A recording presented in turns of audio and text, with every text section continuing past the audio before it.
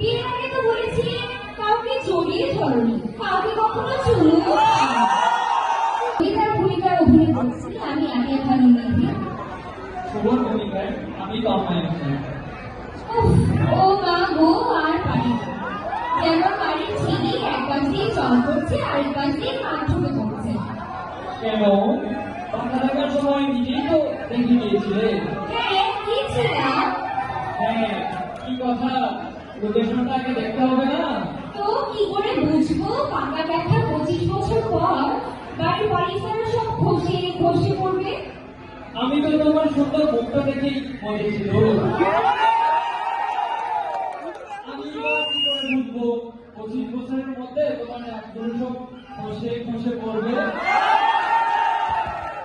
কেন তোমার মা তো আমাকে আদর করার উচিলেই আমার চুলগুলো সব টেনে টেনে দেখেছিলেন, অরিজিনাল কিনা তা দাগগুলো টেনে টেনে দেখেই পারবে। পারতে পারেননি শুধু ভয়, যা মেয়ে তুমি যে কোনো সময় কামড়ে দিতে পারতে।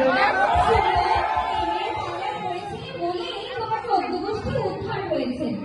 গাইয়া কোথাকার। কি বিয়ের আগে তো বলেছি কাউকে জড়িয়ে ধরনি, কাউকে কখনো চুমু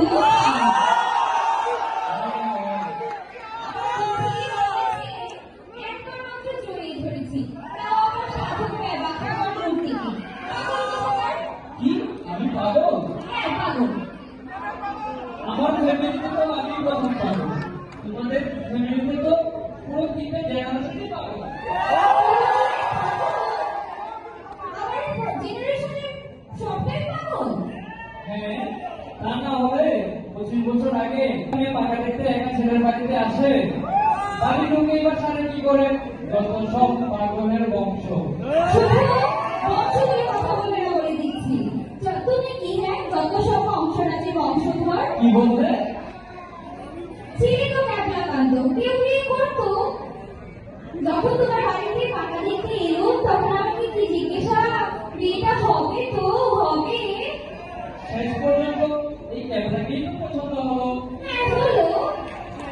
কেন যে মার কি চেয়েছিলেন তাকে বিয়ে করলেন না কেন? ভেবেছিলাম একটা ক্যাবলা স্বামী আমার দরকার, যাকে সারা জীবন তাকে দড়ি দিয়ে ঘুরাতে পারবো। তো এখন কি দেখছো? বলুন। চিরাগ ছাগল ফলাফল শুধু তোমার জন্য ম্যাডাম। কেন ঝগড়া করছো নন্দিতা?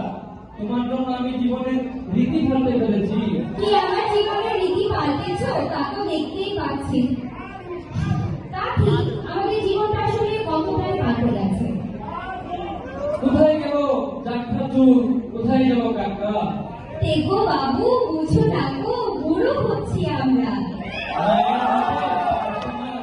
শাশুড়ির হাতের ইলিশ।